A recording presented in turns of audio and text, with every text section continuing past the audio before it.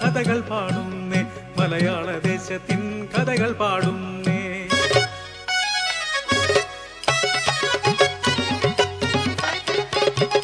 പഴമയിലും പേരുകേട്ട പുങ്കവനാട്, അറബിച്ചി ബീവി വാഴും അറയ്ക്കൽ നാട്. അസ്മാ ബീവിയുടെ കൊച്ചുമോള്, വമ്പിലും മുമ്പിലും വീരത്തി ആയിഷ. കരിയെഴുതിയ കണ്ണുകളിൽ വീര്യമുണ്ട്, നോക്കിലും വാക്കിലും ശൗര്യമുണ്ട്. ആയുധവിദ്യ പഠിച്ചിട്ടുണ്ട്, അവൾ ആണിനെ വെല്ലുന്ന ധൈര്യമുണ്ട്.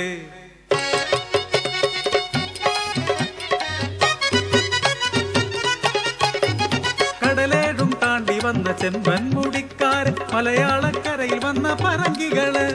വെള്ളാരൻ കണ്ണുകളിൽ കള്ളത്തരവുമ, കേരളക്കരയിൽ വന്ന വാണിഭക്കാർ.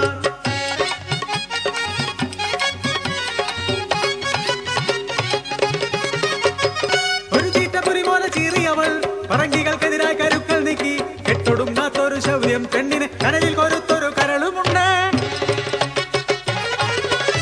അസ്വസ്ഥരായ വിദേശികൾ പെണ്ണിൻ മാനം അപഹരിക്കാൻ കയ്യുറപ്പുള്ള പത്താണുങ്ങളെ വെള്ളിയങ്കല്ലിലേക്ക് അയച്ചു വന്ന പുളി കഴിഞ്ഞീറനൊടുത്ത പെണ്ണ്, പൂവൻ പഴം പോൽ തുടുത്ത പെണ്ണ്. 10 പേർ ചുറ്റിലും വളഞ്ഞവളെ കത്തുന്ന മോഹ കണ്ണുകളാൽ മതയാന പോലെ കൊല വിളിച്ചു. കലങ്ങും വിലങ്ങും കടവെട്ടിയവൾ 9 പേരെ അരിഞ്ഞു വീഴ്ത്തി, ഒരുവനെ സാക്ഷിയാ തിരിച്ചയച്ചു.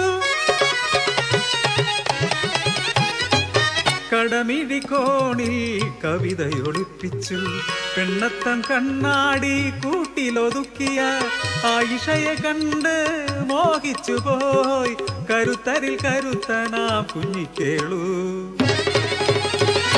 മാർഗവും ലക്ഷ്യവും ഒന്നായവർക്ക് സായിപ്പന്മാരിൽ നിന്നും സ്വാതന്ത്ര്യം നേടാൻ നാട്ടുകൂട്ടം കൂടി പടയൊരുക്കി.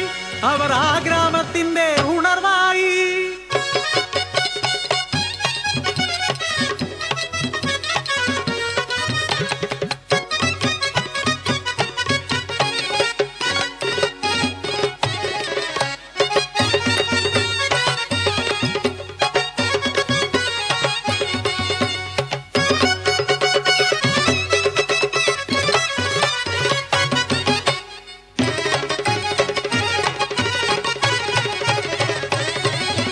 പറങ്കിപ്പടയൊരുങ്ങി, ചുറ്റിനും പീരങ്കികൾ നിരന്നു.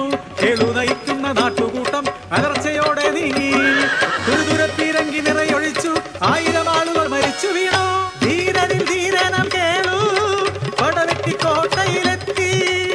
കൊച്ചു സായിപ്പിൻ വലതുകരം ഉറുമിയാൽ അറുത്തു. ചുറ്റിനും കൂടിയ പറങ്കിക്കൂട്ടം നിറയൊഴിച്ചവനെ നിലത്തു വീഴ്ത്തി.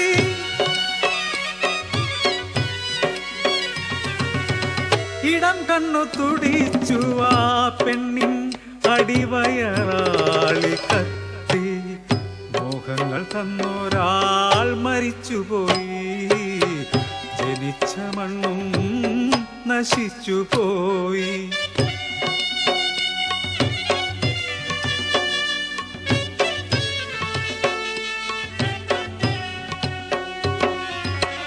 പടച്ചട്ടை അണിഞ്ഞാലും പോർ വിളിച്ചലറിയാലും പെണ്ണിൻ മനമതു പാവനമല്ലോ.